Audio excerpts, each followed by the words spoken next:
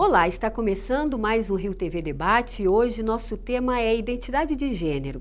E para falar sobre este assunto, eu recebo hoje aqui no nosso estúdio o vereador David Miranda, primeiro vereador LGBT no Rio de Janeiro, o vereador Paulo Messina, presidente da Comissão de Educação, Bárbara Aires, consultora de gênero e sexualidade, e a psicóloga Natália Travassos, especialista em gênero e sexualidade. Eu já começo aqui agradecendo a presença de todos vocês, que eu tenho certeza que vai ser um debate muito rico, não é mesmo? E eu começo aqui a minha pergunta para a psicóloga Natália. Natália, eu gostaria que você, na verdade não é uma pergunta, eu queria que você nos explicasse um pouco essa questão da identidade de gênero, porque muitas vezes as pessoas fazem confusão, né, com a orientação sexual. Explica um pouquinho para a gente. A orientação sexual é algo distinto da identidade de gênero. Na verdade, a gente tem várias categorias quando se fala de sexualidade, né? Identidade, a gente tem orientação sexual, identidade de gênero, o gênero, os papéis de gênero. Vou me ater na orientação sexual e na identidade de gênero porque é o que causa a maior confusão, né? A orientação sexual, o próprio nome já diz, orientação da minha sexualidade, né? Então, assim, é por quem eu me apaixono, com quem eu estabeleço relações sexuais amorosas, né? Isso é orientação sexual, é com quem eu me relaciono, é para onde eu me direciono, é para onde eu me oriento amorosa e sexualmente, né? E a identidade de gênero, ela é como eu me identifico no mundo. Quando o sujeito, né, o bebezinho nasce, ele recebe ali, ele é identificado como menino ou menina a partir de uma genitália.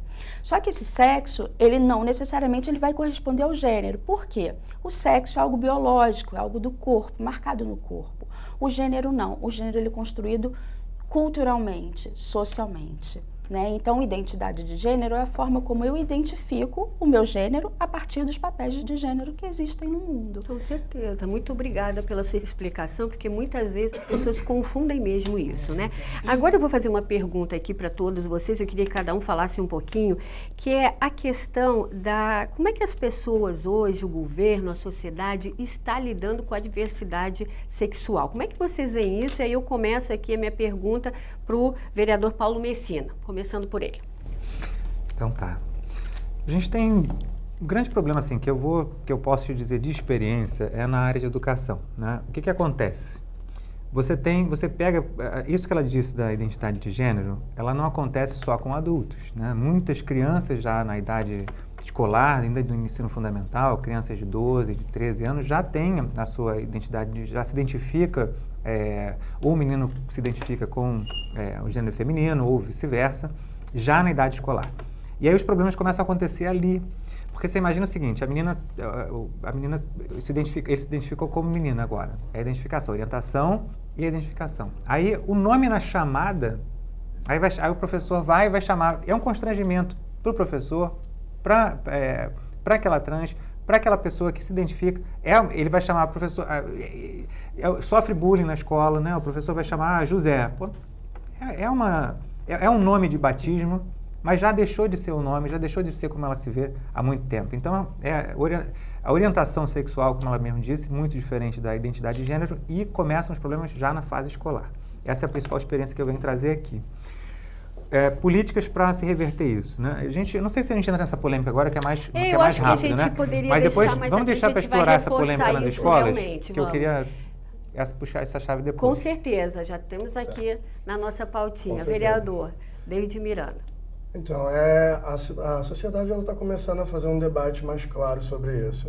Começa numa camada, como o vereador Messina acabou de ressaltar, tem a camada na educação, mas também no aspecto da saúde. Acho que tem uma das grandes importâncias na saúde, que acontece essa transformação exatamente ali. E hoje em dia, na sociedade, a gente não tem muitos profissionais qualificados para poder fazer esse tratamento com as pessoas, principalmente trans e travestis, né? Então, a gente precisa ter um debate maior e qualificar esses profissionais dentro dessa esfera, porque eles, às vezes, não conseguem entender o que é feito dentro dessa modificação.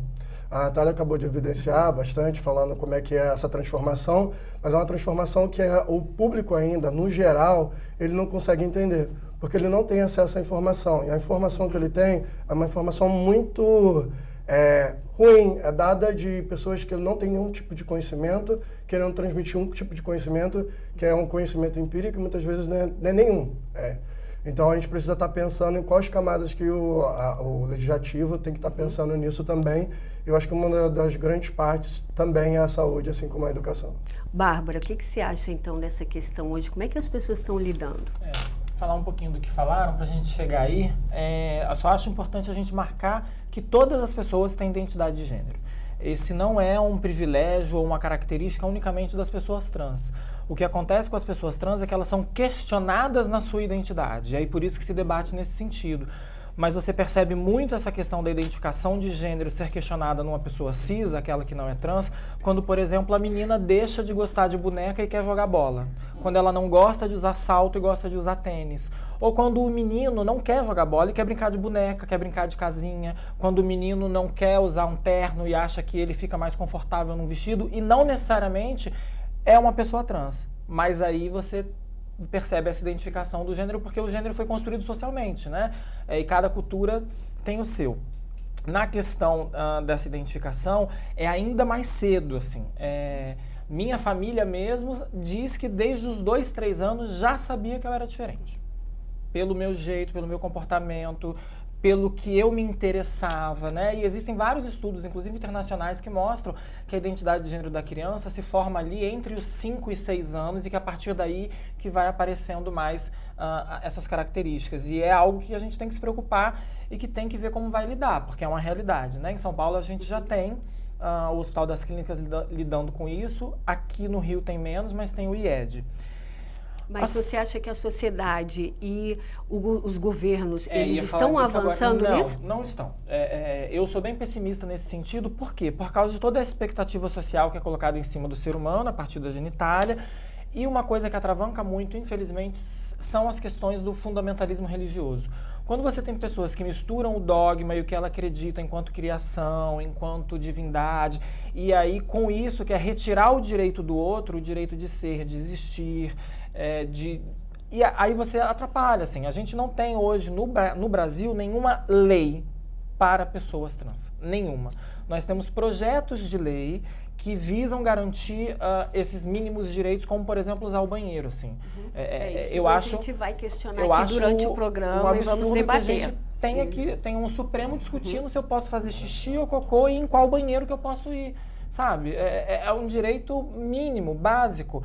O que a gente tem hoje são, a gente chama de direitos gambiarra, porque foram direitos de governo e não de Estado, né? Que podem cair com a caneta. A gente tem portaria, a gente tem decreto, a gente tem resolução, a gente tem normativa, a gente tem, por exemplo, o MEC tem uma orientação, não tem uma legislação que garanta que eu tenho o nome social. É uma questão que a gente vai debater aqui, que tem que se caminhar, né, nessa relação. É isso que eu acho que tem que avançar, né? Okay. A gente tem que ter leis que garantam esses direitos, para que as pessoas entendam que nós temos esses direitos. Porque apesar de não sermos proibidos e proibidas, apesar de não ter nada que diga que não temos esses direitos, por causa dessa construção social, no inconsciente imaginário social está que eu não tenho os direitos que eu tenho. Exatamente, e é essa construção que está começando a ser trabalhada, eu acho, com mais espaço, né? Agora, Natália, você, qual é a sua visão aí do governo, da sociedade hoje em relação a lidar com essa diversidade sexual?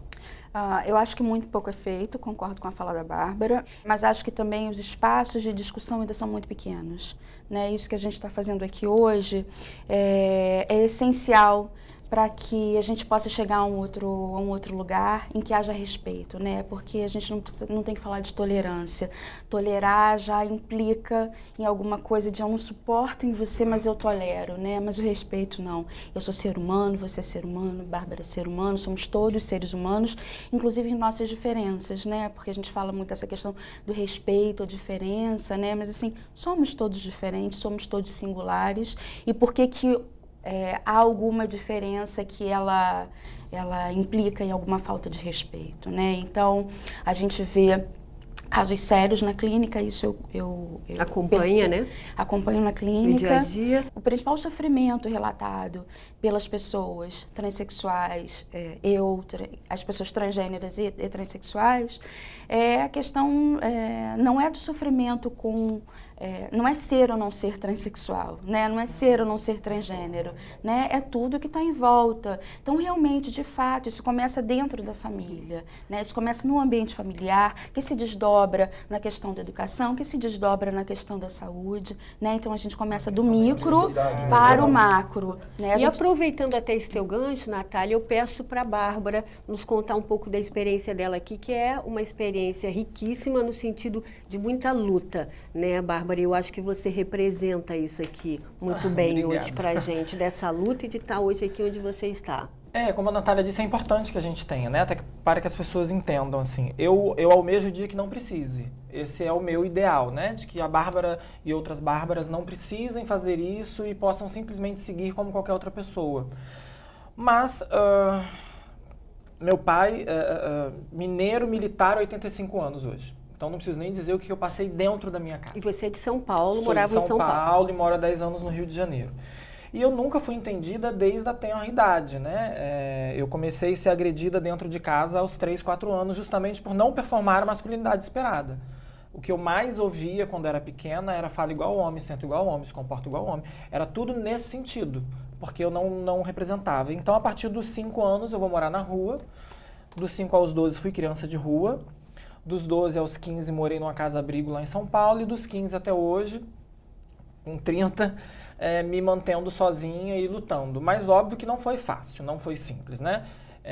Eu tinha um emprego formal aos 18 anos, quando eu efetivamente resolvi fazer minha transição de gênero e externalizar a Bárbara. Perdi o emprego que eu tinha, ouvindo que aquele lugar não comportava pessoas como eu, porque os clientes não iriam entender. E a partir dali não consegui nenhum emprego num período de quase 1 ano, o que me obrigou a ir para a prostituição de rua, algo que eu nunca quis, porque a Bárbara não tem esse dom, não tem essa facilidade de lidar com o sexo pago e com alguém que você não conhece. Isso sempre me agrediu, sempre me machucou muito. Mas muito isso também difícil. foi justamente pelo fato de você não ter o apoio em casa. Exatamente, eu não consegui terminar meus estudos, né, naquele período. Não tive ali uma família que me abraçasse, que me deixasse em casa até fazer uma faculdade, como é geralmente com qualquer outro jovem, né? Comigo não foi dessa forma. E aí, no mercado do sexo, então, vivi até praticamente sobrevivendo unicamente no mercado do sexo até o ano passado, né? Tive trabalhos pontuais, né? Por causa aí, em 2007, entro para militância, por causa dessa dificuldade de inserção no mercado formal. Em 2008, fiz curso de cabeleireira, porque falavam para mim que salão aceita viado fácil.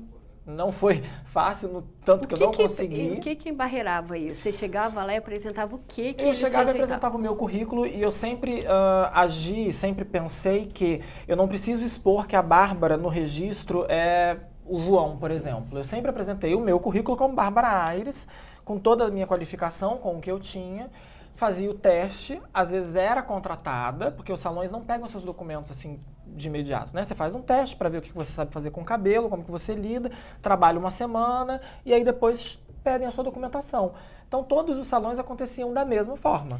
E hoje, na hora da documentação me tiravam. Tiravam você. Exatamente. Aí fui para essa militância e por causa da militância eu consegui alguns trabalhos pontuais importantes, como consultora de gênero e sexualidade, para programas de TV, né? Que foi o que me trouxe hoje ao lugar que eu tô, que é a assessora parlamentar do David, que não conhecia, inclusive, ele sabe, não foi meu candidato à vereança, eu não foi sabia quem era. Foi uma coincidência mesmo. Nós fizemos um debate juntos no período da campanha e foi uma coisa bem forte dentro do mandato a gente ter, assim, a gente precisa ter mulheres trans, LGBTs bem forte dentro do mandato e uma equiparência também de gênero dentro do mandato. E assim que a gente conseguiu ganhar, a gente fez uma procura, fez a entrevista com algumas pessoas aqui na cidade do Rio de Janeiro. E a Bárbara, como vocês estão vendo agora, tá aqui desde o início Bárbara, do ano, ela faz na Câmara Municipal. Muito bacana esse espaço aí que foi aberto, parabéns. Bárbara, como esse bloco já está encerrando e no próximo bloco a Bárbara não estará com a gente, eu gostaria que você deixasse uma mensagem aqui final para a gente, um pensamento teu, para as pessoas que estão nos assistindo. Eu acho que a mensagem principal é isso que nós estamos discutindo e que a gente traz, né? Que as pessoas entendam que LGBT são pessoas humanas, que parem de criminalizar a comunidade, que criminalizem os atos isolados. né? Ninguém está falando em momento nenhum que se um LGBT cometer qualquer tipo de erro não pode ser punido por aquele erro, mas que o fato de um LGBT cometer um erro não implica em que outros LGBT sejam criminalizados por serem LGBT. Né? Você tem que conhecer a pessoa, você tem que conhecer a qualificação, você tem que conhecer a história daquela pessoa e não empurrar, não rotular que porque é trans ou travesti só serve para prostituição e não quer nada com a vida e não quer estudar, ou porque é gay ou lésbica ou trans é automaticamente não ter um julgamento marginal. sem conhecimento, né? Exatamente. É humanizar. Que, como qualquer outra pessoa, que a gente quer é família, educação, saúde, emprego e viver como qualquer outra pessoa. E hoje você é um grande exemplo. E eu falo isso de experiência própria. Todos. Hoje, quando eu tenho que acordar às 7, 8 horas para um compromisso que é profissional, por exemplo, eu acordo muito mais feliz do que quando, por exemplo, eu tinha que acordar às 6 da tarde para ir para a esquina. Porque cada pessoa tem a sua história, cada pessoa tem o seu dom, cada pessoa tem aquilo que ela tem que fazer socialmente para se sentir, de fato, cidadão de direito. Ok, Bárbara, muito obrigada e que você siga aí dando esse exemplo para todos nós aí o tempo inteiro, ok? Obrigada aqui pela sua participação. E nós vamos para um rápido intervalo, mas já voltamos, não saia daí, rapidinho. Voltamos com o Rio TV Debate, hoje discutindo a identidade de gênero e agora com a substituição entre os debatedores. A gente está recebendo aqui nesse bloco a Marcele Esteves, que é vice-presidente do Grupo Arco-Íris. Marcele, bem-vinda ao nosso grupo de debate agora. Obrigada. Seja bem-vinda. Marcele, antes de eu falar com você sobre a questão da atuação do Grupo Arco-Íris, eu só queria fazer uma perguntinha para o vereador Paulo Messina, que no outro bloco não deu tempo. Como o Legislativo tem se posicionado em relação a esses assuntos, né? LGBT, como a gente viu aqui no outro bloco, em relação às questões aqui que a Bárbara nos apresentou? Isso é uma pergunta boa, uma resposta polêmica também, né? O que acontece hoje, a gente tem uma Câmara majoritariamente conservadora, né? Nós temos uma Câmara que ela na verdade não é só hoje, ela já foi nas últimas legislaturas também majoritariamente conservadora. Só que nessa em especial, a gente vem de um movimento anti-esquerda, né? Por causa de todos os problemas que aconteceram decorrente de mensalão, da falha, vamos dizer assim, do PT, do fracasso do PT enquanto governo federal. E isso foi trazendo a sociedade mais à direita, né? Então, a tendência nessas eleições foi a eleição majoritariamente de parlamentares de direita, né? Não só na Câmara Municipal, mas você vê isso replicado também nas estaduais e nas federais. Na federal, perdão. E aí você percebe quanto que essas pautas são difíceis de se debater, né? O David mesmo tem um projeto agora que ele tentou, até conseguiu aprovar, mas como foi polêmica, aquilo gerou discussão pra caramba no plenário, depois se ele quiser ele fala disso e tal. Mas isso mostra como que a Câmara, vai ser, esses assuntos são difíceis de trazer. Agora, isso revela um problema um pouco mais profundo do que só o legislativo.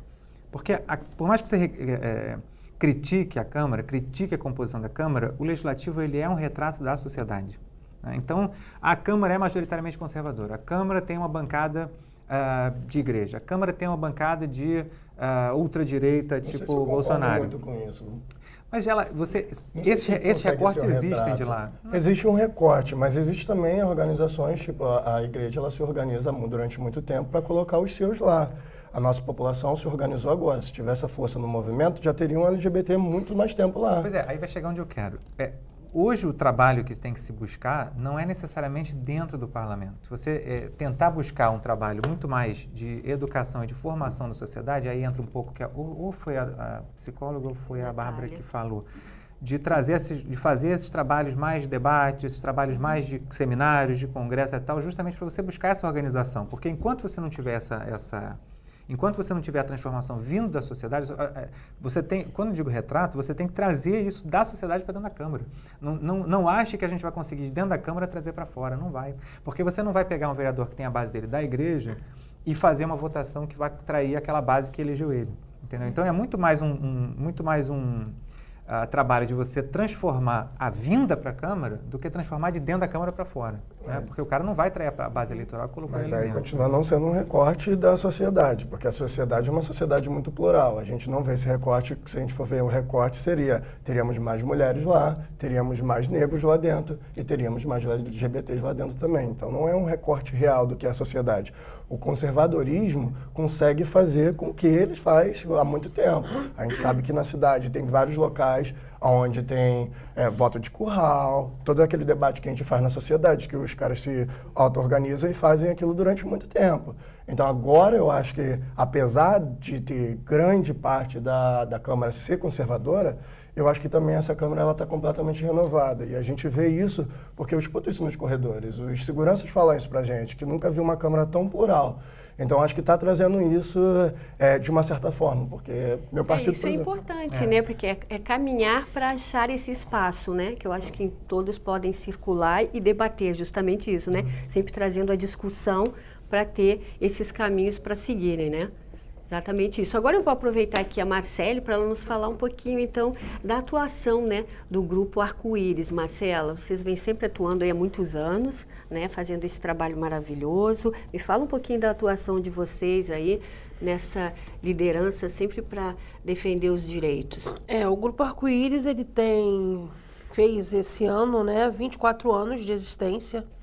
E desses 24 anos sempre lutando em prol desse direito, dessa população, que sempre foi aí uma população marginalizada, né? E se a gente colocar alguns recortes, uma população LGBT, se a gente colocar um recorte étnico-racial, se a gente colocar um recorte de classe, a gente vai ter essa população cada vez mais marginalizada e alijada dos direitos dentro da sociedade.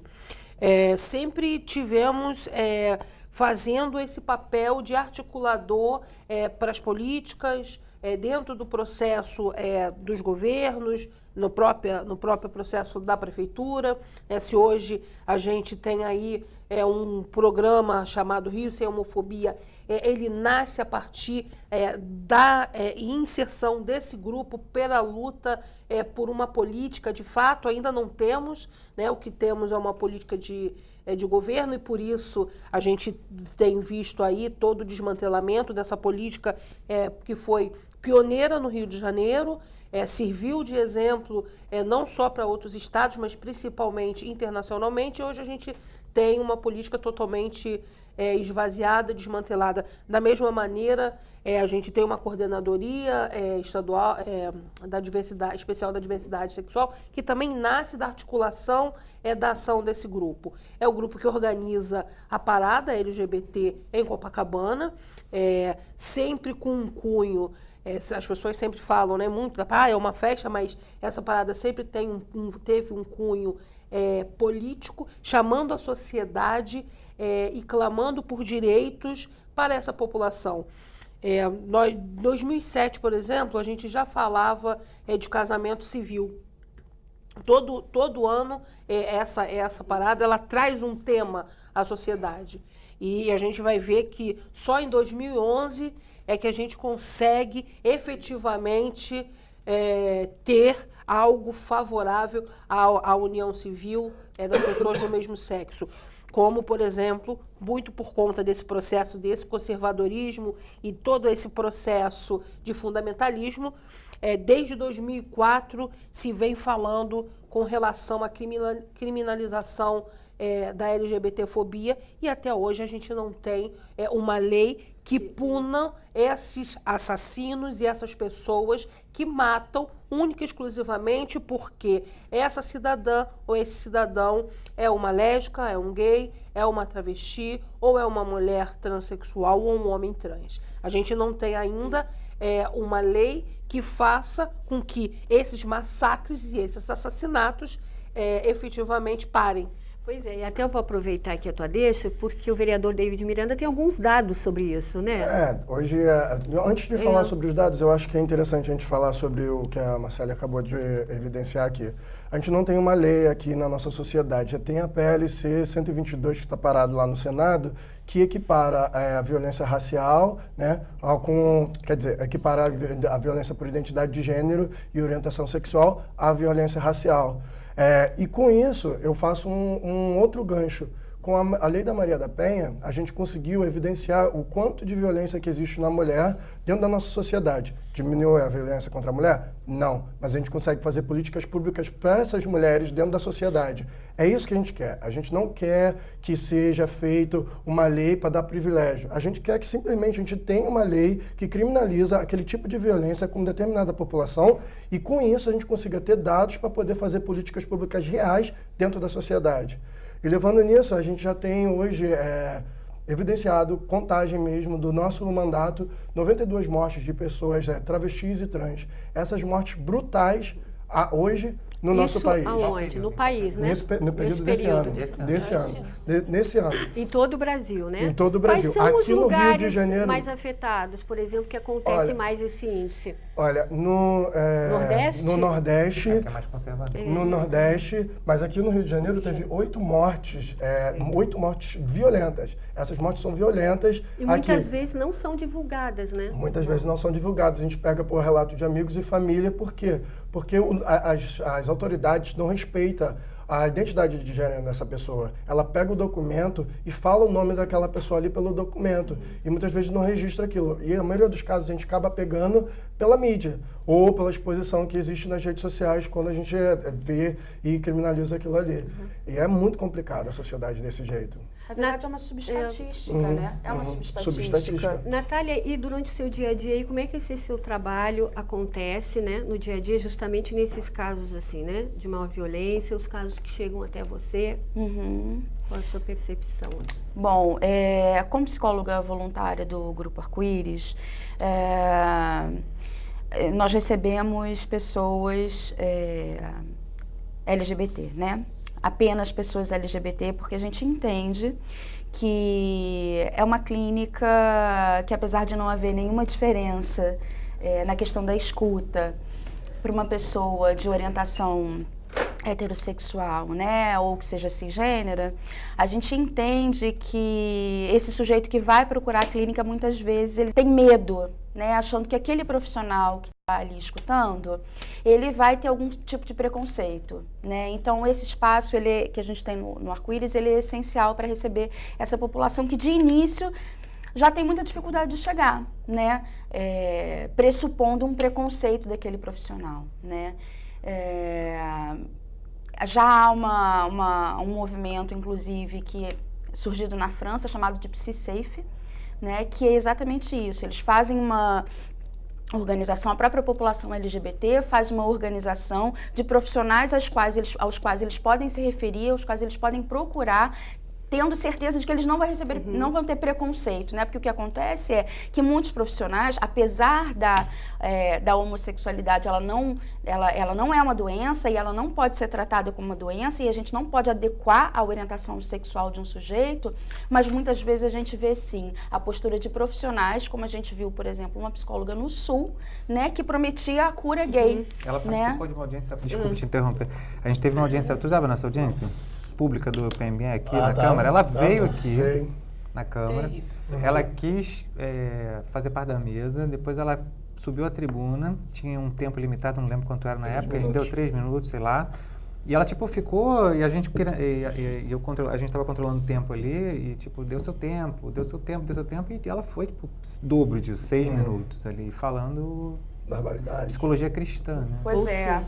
E aí as pessoas encontram esse tipo de profissional. Não pode. E aí você acaba se retraindo e não acaba procurando realmente um apoio correto, né? Exatamente. Inclusive, a psicologia, ela é uma ciência, né? A gente não pode atrelar qualquer tipo de condução religiosa, de orientação religiosa, para conduzir a escuta de alguém que está, de um sujeito que vai procurar, que está em sofrimento, que procura. Com certeza. Agora eu queria passar um pouquinho para a questão da alteração de registro. Eu vou começar com o vereador Paulo Messina. Tem alguma coisa, questão da alteração de registro? A alteração de registro, ela não passa muito pelo município, né? A alteração de registro são documentos federais, geralmente são emitidos pelo governo federal. Tem até documento emitido pelo Estado, que é do próprio Detran, por exemplo, né? Mas de qualquer maneira é um sistema unificado nacional. No âmbito do município, você tem políticas que você pode trabalhar, né? Principalmente, como eu falei, em relação a escolas municipais, né? Você pode, por exemplo, com a autorização da família, você não precisa na chamada fazer aquele constrangimento de chamar a criança por outro nome, né? Banheiros, né? Existem projetos que você tem um banheiro também específico, você tem, cara, criança, a criança carrega muito para a escola e para a vida aquele preconceito que ela tem em casa, aquele ambiente preconceituoso que ela vive em casa, né? Então ela leva para a escola uma maldade, vamos colocar assim, na hora de fazer o bullying, que a gente chama de bullying, né? Mais comumente conhecido como bullying, a maldade no tratamento que pode criar depois complexo. Você reprime impulso, você cria complexo o tempo todo, né?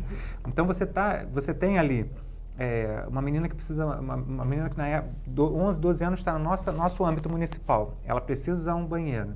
E ela já tem orientação sexual e identidade de gênero como menina. Aí ela vai usar o banheiro dos meninos?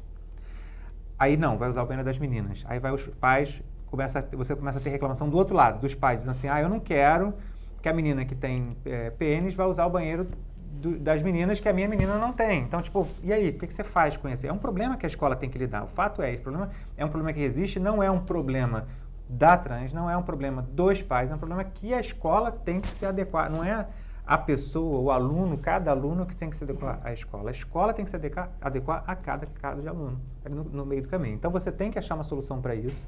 As escolas têm que se adequar, né? Não dá para comparar, evidentemente, é importante deixar isso claro, não é nenhum tipo de comparação com pessoa com deficiência de jeito nenhum, mas eu quero fazer um recorte específico da Carta de Salamanca, da Convenção de Salamanca. Lá atrás, quando falava de pessoas com deficiência, falava o seguinte, e eu fico à vontade para falar isso, que eu tenho dois filhos que têm estão dentro do espectro do autismo, né? E você tem, na carta dizia o seguinte, a melhor forma de você criar solidariedade entre as pessoas, entre as crianças, entre as diferenças, é a convivência comum. Então, hoje você vai numa escola que tem uma criança com inclusão, você vê como os coleguinhas, na nossa época não, a criança com deficiência era enfiada dentro de casa, era escondida e tal. Então, você tinha um preconceito contra a deficiência.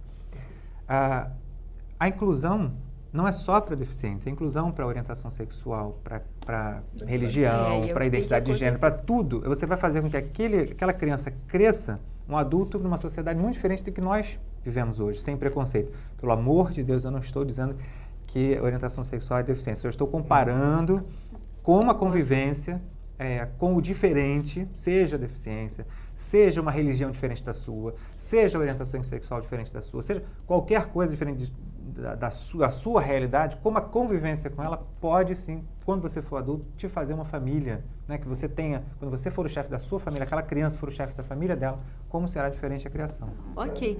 Gente, nós vamos fazer só um intervalinho, mas já voltamos com o mesmo assunto, tá? Vamos para o intervalo e já voltamos, não saia daí. Estamos de volta com o Rio TV Debate e agora a gente vai dar uma continuidade aqui no que deixamos ali no segundo bloco. Vereador David Miranda, por favor, complementando o nosso assunto anterior. Claro, pegando no âmbito municipal, a gente tem até um decreto aqui do nome social e hoje a gente tem no nosso mandato coletivo um projeto de lei para transformar isso, que não caia com uma canetada com qualquer prefeito que esteja aqui na cidade. Mas voltando à escola, o vereador Messina colocou muito bem, a escola é um dos ambientes que maior existe de aprendizado. Mas eu acho que a gente tem que olhar para o plano municipal de educação que vai estar vindo aí. E não é só o debate só sobre os alunos aprenderem sobre isso.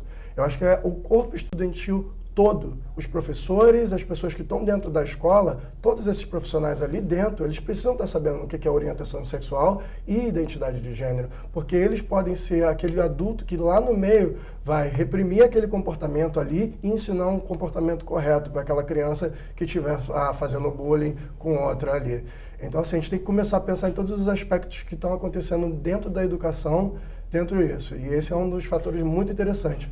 Puxando nisso, hoje em dia a gente tem uma estatística que fala que 70% da população LGBT tem uma invasão das escolas. Isso chega a 90% com a população T, trans e travestis. Então, isso é um problema muito grande que a gente tem na educação, porque a gente tem uma juventude que não está se formando porque ela sofre bullying numa parcela da sociedade, fora do âmbito da casa, fora de todos esses.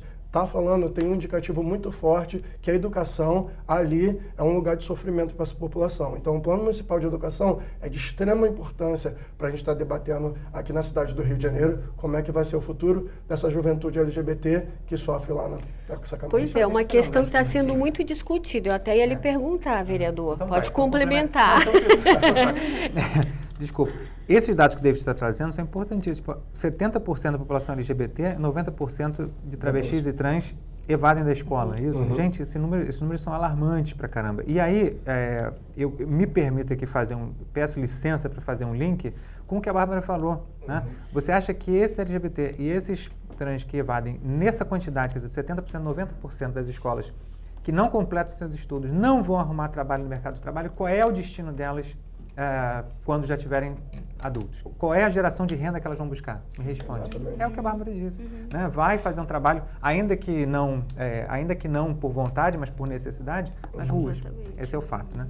Então, ainda sem também criminalizar ou diminuir o trabalho de quem gosta de fazer esse trabalho na rua. Né? Porque assim, tem o Carl Rogers fez a escola de Summerhill, né? Ele falava assim, olha, minha escola nunca formou, aspas dele, minha escola nunca formou ninguém que varresse ruas, mas eu não teria problema nenhum de formar alguém que varresse ruas desde que ele fosse feliz varrendo ruas. Então assim, não importa o papel que a pessoa faça na sociedade, desde que ela produza para a sociedade e seja feliz fazendo aquele trabalho, ponto. Mas o fato é, a gente sabe muito bem, no próprio depoimento da Bárbara a gente viu isso, como que hoje ela acorda feliz para ir trabalhar, no trabalho Fantástico, que ela se realiza fazendo, mas só que ela não foi forçada a fazer. Bom, voltando ao ponto aqui. Nós precisamos, isso aqui evidencia, se você tivesse 15, 20% de evasão em cima dessa população, você já seria alarmante, já teria que ver, tem alguma coisa errada. Imagina Você tem esse dado. dado de quase a totalidade, isso é absurdo, né? A gente de fato precisa, tem uma oportunidade grande, o Plano Municipal de Educação deve ser votado na primeira ou segunda semana de agosto. Pois é, eu ia lhe perguntar justamente isso. Como é que está a questão da Comissão de Educação? A Comissão de Educação já terminou o trabalho dela, né? A gente fez o trabalho em parceria junto com vários vereadores que quiseram apresentar. A gente teve algumas centenas de emendas apresentadas, foi muita coisa. Infelizmente, muitas das emendas foram no sentido de reprimir as ideias, né, vamos dizer assim, de identidade de gênero. Houve uma criminalização, vamos colocar assim, criminalização não, uma marginalização do termo identidade de gênero, ideologia de gênero, inventaram um termo chamado ideologia de gênero que não existe em lugar nenhum no plano, né? Como um Dom Quixote que inventou os moinhos, vamos lá combater. Esse foi o fato, né? Isso é politicamente bom para quem tem um eleitorado de extrema-direita, para quem tem um eleitorado ultraconservador, para quem tem um eleitorado das igrejas que quer combater o que eles chamam de doutrinação da orientação sexual nas escolas, como se fosse possível você ter a doutrinação sexual, né? Uma prova disso, cara, que você vê casais, né, homossexuais que adotam filhos e o filho é heterossexual, né? Então, tipo, ele tem o exemplo dos pais homossexuais e não, a orientação sexual dele é heterossexual. E o contrário também é verdade. Aqui a Bárbara acabou de dar o exemplo. Ela vem de uma família militar, que o pai é hétero, etc. Tradicional. E aí, né? Então, isso, não, evidentemente, cientificamente, você tem justamente prova ao contrário disso. Não existe doutrinação disso. Mas esse infelizmente, quando o plano vier a discussão de todas as metas do plano, que tem importantíssimas metas para serem discutidas, todas sendo ignoradas e o plano inteiro vai ficar focado na discussão só desse monstro que criaram que não existe no plano. Infelizmente. Exatamente. E a questão de vocês, como é que vocês veem esse trabalho todo das escolas, das educações, como é que o Grupo Arco-Íris está trabalhando nisso? Eu ia exatamente falar sobre isso, né? A gente vem trabalhando em algumas pontas, né? Na educação, na saúde, com a própria família, no próprio atendimento psicológico, né? A gente atende a população LGBT, mas estende também aos familiares. A gente executou há pouco tempo um projeto que trabalhava a questão da educação, fazendo um processo de qualificação não só com o alunado, mas principalmente com os professores, com os diretores, com o recepcionista, com o porteiro das escolas, porque essa criança e esse adolescente, ao chegar na escola, ele precisa ser bem recepcionado. A mesma coisa na saúde. Não adianta a gente fazer um trabalho somente com o corpo médico, com os enfermeiros. A gente precisa fazer um trabalho com a recepcionista, como um todo, né? com o processo inteiro. Porque ao chegar ali, se ele ou ela não é tratado de maneira humanizada, não volta. A questão da educação, ela é primordial. O adolescente LGBT, né, e eu falar como um todo, se ele não termina essa educação, não tem como. A gente acabou, está terminando agora um projeto para empregabilidade da população LGBT em vulnerabilidade social. Nós tivemos mais de 100 jovens inscritos para esse projeto. Porque é uma parceria que vocês fazem com empresas? É um projeto que estava trabalhando esse processo de empregabilidade e um processo de empreendedorismo desse LGBT. Nós tivemos mais de 100 inscritos nessa última turma. Isso mostra que tem muito jovem, e jovem, consequentemente, alguns adultos LGBTs que estão fora desse mercado de trabalho porque não conseguiram concluir o seu processo de estudo. Isso vai impactar não só na qualidade de vida dessa população, mas principalmente em toda a questão do PIB mesmo do próprio Estado, porque a gente tem estatísticas dessa questão. As empresas, por exemplo, que trabalham a questão da diversidade dentro do seu núcleo, que acolhem essa diversidade, são empresas que apresentam os seus números de lucrativos muito altos. Por quê? Porque este empregado, ele se sente valorizado naquilo que ele é, e ele vai desempenhar a sua função da melhor maneira possível. Então, a gente vem trabalhando sempre nessa perspectiva do processo da inclusão, do processo da humanização do indivíduo. A gente sabe que depois da família, a escola é o segundo núcleo no qual essa população ela é extremamente discriminada. Então, é um foco principal. A gente sabe que a questão, por exemplo, no Plano Municipal de Educação, ela vem sendo combatida de forma voraz pelos fundamentalistas conservadores.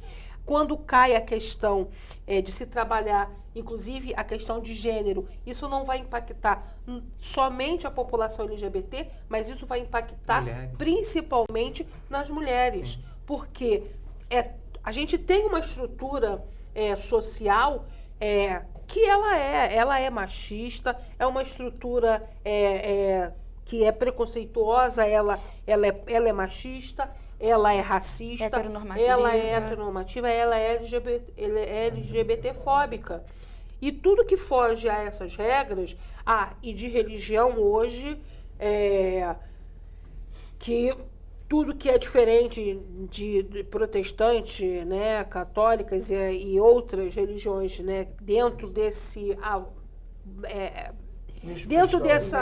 linha mais cristã, também é marginalizado, e a gente tem percebido, inclusive, isso com as religiões de matriz africanas e outras que estão fora desse panteão.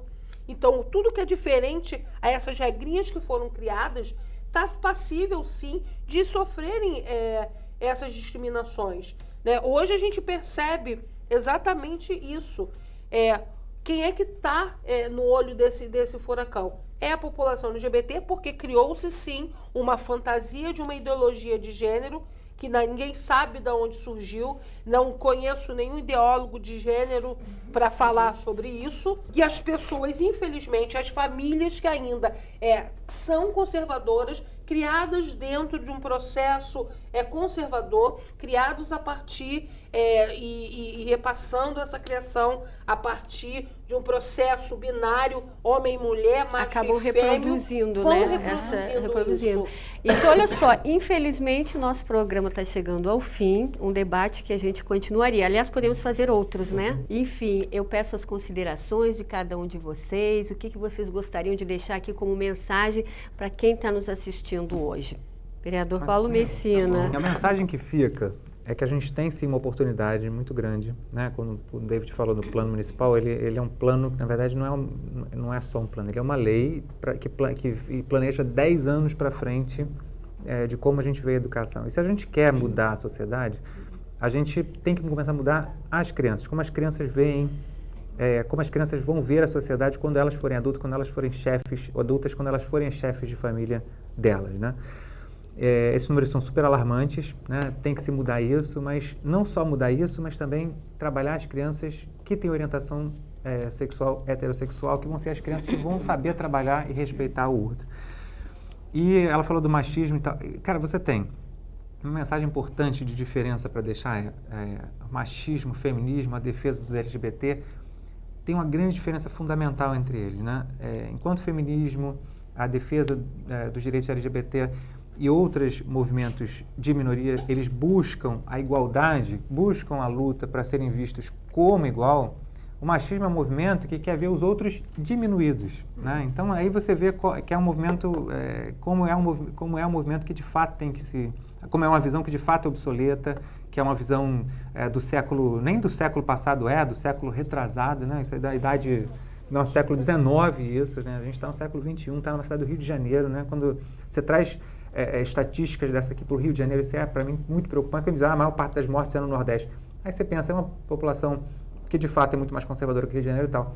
90% de evasão na cidade do Rio de Janeiro, isso aqui é uma vergonha para a nossa sociedade aqui, que é de vanguarda, que sempre foi de vanguarda, né? Ok, muito obrigada. Vereador David Miranda.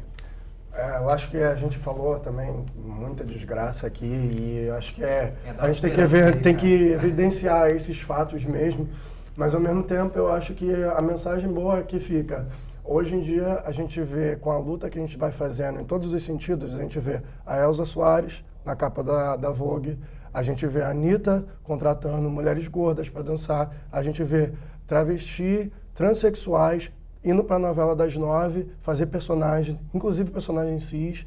Então a gente vê que a luta ela continua mudando. A gente vê que também o capitalismo se aprimora, né, desses conceitos todinho e utiliza nos seus comerciais, mas ainda assim está levando essa mensagem. Eu acho que dá para reestruturar essa sociedade se as pessoas começarem a ter diálogo e entender o que está acontecendo na sociedade realmente. Então acho que tem esperança para um futuro melhor, só basta as pessoas comunicarem mais e ter diálogo sobre o que está acontecendo na sociedade. Muito obrigada. Natália, por favor. Bom, a minha mensagem fica em torno da diversidade, que é típica da sexualidade, né? A sexualidade, ela é diversa, ela é singular, a gente exerce ela de uma forma muito singular. Se a gente se remeter a Freud, né? O próprio Freud já falava da questão da bissexualidade estrutural, ele, início do século XX, né? Já falava que de forma alguma haveria qualquer correspondência entre a forma como o sujeito se sente e a sua própria orientação sexual. Então, pensar que uma mulher masculina, ela se apaixona por uma outra mulher feminina, quer dizer, essa ideia de complementariedade entre os sexos ela já é quebrada, então, lá atrás com Freud, né? Então, assim, fica essa mensagem da questão da diversidade, da importância do respeito, da necessidade dos espaços de diálogo e de construção, porque a gente só constrói na diferença, a gente não constrói na igualdade. Se eu estiver diante de um mesmo, eu não tenho diálogo, eu estou diante de um espelho. Então a gente precisa sim sair do lugar, a gente precisa sim se colocar, e eu não digo não é num embate, né, mas é na troca, né, é na disponibilidade para olhar para essa diferença e falar assim, ok, o que a gente vai fazer com isso agora para que todo mundo esteja incluído? Porque o que a gente tem é que, teoricamente, a gente tem uma legislação que está todo mundo deveria estar abarcado por aquela legislação e as pessoas são excluídas, né? Então, assim, não deveria haver essa ideia de inclusão ou de exclusão, né? Deveria ter a ideia de que há diferença e é para todos. Ok, obrigada. Marcele, eu sei também que você tem uma frase que eu gosto. Eu não sei se eu seus vou depoimentos. Não vou lembrar. Então você diga Não outra, sei. porque eu sei. Mas eu penso assim, eu começo a minha fala usando um artigo da Constituição, dizendo: somos todos iguais perante a lei. Nesse momento, ainda não somos, mas eu acredito que um dia seremos. Principalmente, eu falo para aqueles que ainda não entendem, não compreendem. Olhe o outro como um igual. Olhe o outro com o mesmo olhar que você gostaria de ser olhado. Respeita o outro. A gente não pode dizer o seguinte, eu amo o meu próximo se eu não compreendo que aquele próximo que é muito diferente de mim também é um ser humano. Também merece o meu respeito. Também merece que eu haja para com ele da mesma maneira que eu gostaria que ele agisse comigo. Então, eu acho que esse nosso debate, ele flui e ele para muitos e muitos e muitos outros. A nossa sociedade vai se multiplicando. Quem vai fazer essa diferença é esse jovem, é essa criança. Então, a gente tem que começar a partir dos nossos. Também a partir dos nossos. A gente tem que começar a quebrar essa construção dentro das nossas famílias, quando a gente perguntar, é menino ou é menina? E a gente fazer o quarto rosa. Faça um quarto verde, faça um quarto lilás. Faça diferente, mas faça com respeito. A minha mensagem é exatamente essa. A vida, ela é para todos. Muito obrigada, estou muito feliz de ter participado desse programa, desse debate, para a gente compartilhar informações, eu acho que é isso que é importante, né? Então eu só tenho que agradecer a todos vocês aqui, muito obrigada pela presença de todos vocês. E a você que está nos acompanhando, muito obrigada pela sua atenção e até o nosso próximo programa. Tchau!